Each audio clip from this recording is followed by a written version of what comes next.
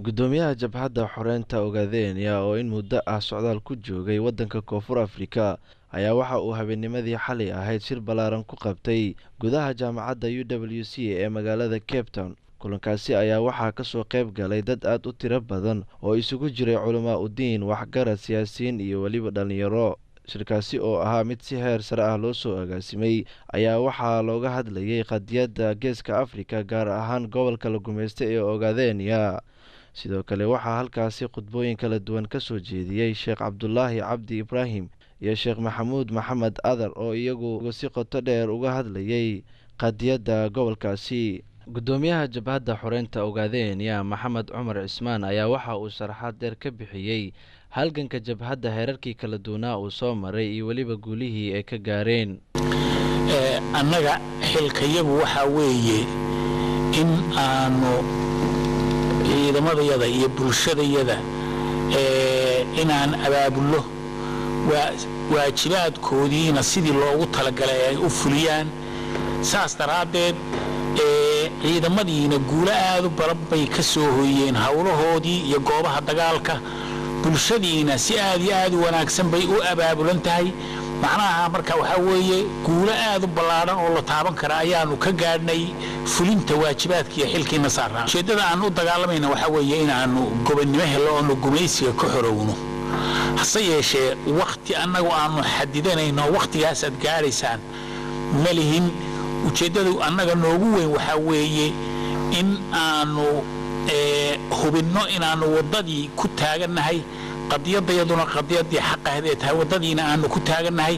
halkaana aanu ku soconno, ama xag ciidan ama xag bulsho ama xag siyaasadeed inaanu halkaa ku soconno yaana faran. tiina waanu ku soconnaa. marka insha allahu waanu guulaysanaynaa, eebbana waanu tala saaranaynaa. mar haddaanu waddadii ku taagannahay eebba inuuna kaalmeeyo oonu dhaqso u gaadhnaanu rajaynaynaa.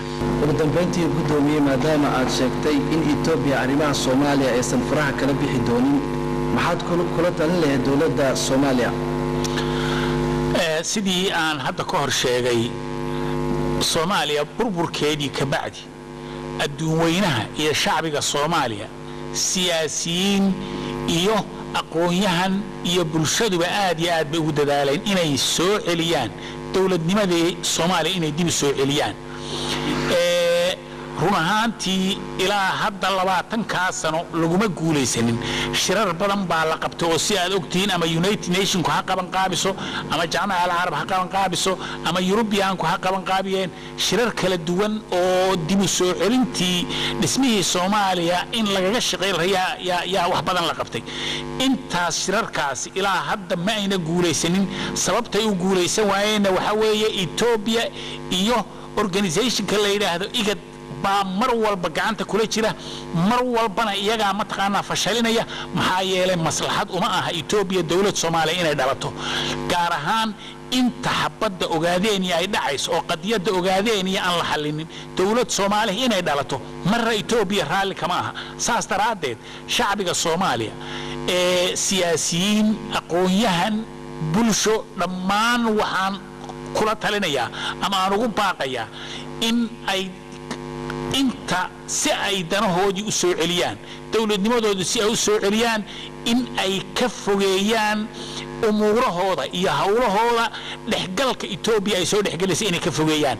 Itoobiya way burburinaysaa, ma dhisayso. waxay jeceshahay Soomaali kala googo'an, gobol ah, qabiil isu haysta, laba walba ay isdilayso. taasay rabtaa Itoobiya, saasay rabtaa si aynan Soomaaliya dowladnimo uga dhalanin, si aynan dowlad Soomaali ah oo halganka Ogaadenya kaalmaysa ayna u dhalanin. sidaasay rabtaa Itoobiya.